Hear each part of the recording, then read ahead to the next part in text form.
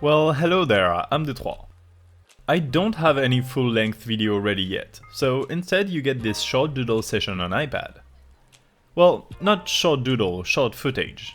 It actually took a couple of hours to make. This is a drawing I made specifically to advertise a gig on Fiverr. If you want me to draw something like this, the starting price is only $25. Here I used random shapes, but I can base this type of abstract art on a pre-existing shape as well.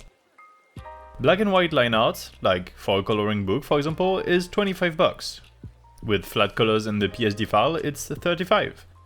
And finally, with shading, gradients and so on, as well as the rise to commercial use, it's $55.